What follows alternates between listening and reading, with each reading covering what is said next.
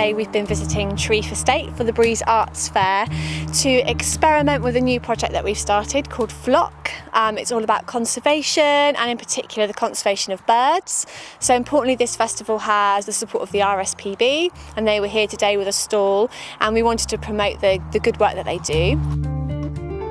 What I really like about the stories that they've chosen, not just the history of the RSPB, but some of the success stories that we've had as well, is that they're stories of hope.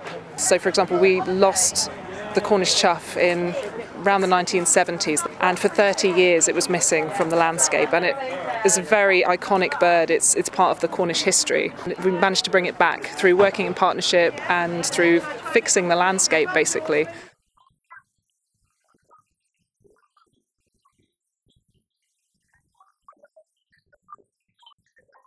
And we started to create a piece that was about the founders of the RSPB movement, Emily Williamson and her tribe of women. And the piece kind of interwove her story from when she was a young child all the way through to her setting it up to now.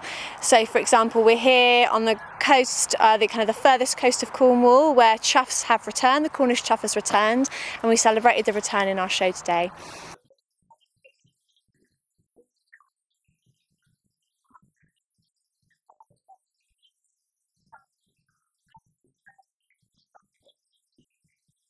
So the performance that I just saw, the dance interpretation of the history of the RSPB, I was very impressed.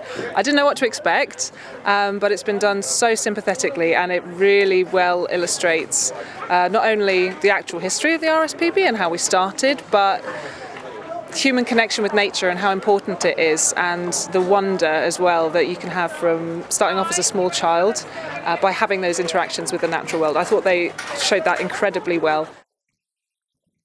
We work in all these beautiful places and we fill it with joy with dancing, but I think that we could also fill it with a message as well. So we wanted to bring a conservation message to the new generation, the next generation. It seems like the right time.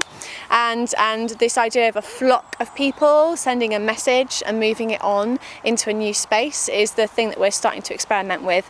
So as well as this flock that we've developed here for the Cornish choughs, we're going to be continuing hopefully to do some of that in the future at Lewis Island with a black-backed seagull, and further afield. We need nature for our own survival. We need it for clean air, clean water, the food that we eat, but also for well-being. Like, that's something that's come up more and more, is that we need nature, we need that connection with nature, we need green spaces in order to feel good, to feel mentally well.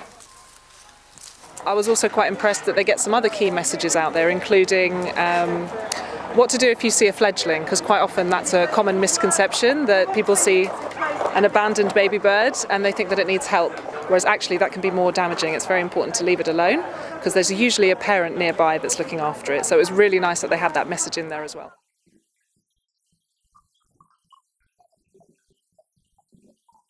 So the highlight of the show for me today was probably seeing the little children really engaged and wanting to fly with us and play with us as birds and butterflies, and then hearing from some of the older members of the public watching it and really understanding the message behind it. So you can find Spindrift online. We've got our website, SpinDrift Dance Collective, and we're also on Facebook, and we're looking for people to share stories with us about conservation, about birds, and also if they want to come and dance with us. You know, the flock is always happy to grow.